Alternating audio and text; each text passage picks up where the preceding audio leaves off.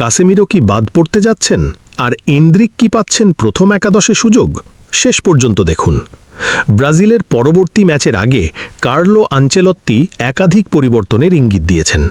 ব্রাজিলের শীর্ষ সাংবাদিকদের মতে কাসেমিরো, মার্কিনিয়স এবং ইগর থিয়াগো শুরুর একাদশ থেকে বাদ পড়তে পারেন। সবচেয়ে বড় আলোচনার বিষয় কাসেমিরো। 7 জন সাংবাদিকের কেউই তাকে তাদের পছন্দের একাদশে রাখেননি। অন্যদিকে তরুণ তারকা এন্দ্রিককে শুরু থেকেই খেলানোর দাবি বাড়ছে। অনেকের বিশ্বাস তার গতি ও গোল করার ক্ষমতাই ম্যাচের পার্থক্য গড়ে দিতে পারে। মিডফিল্ডে ব্রুনো গিমারায়েসের সঙ্গে নতুন জুটি হিসেবেও দেখা যেতে পারে দানিলো সান্তোসকে।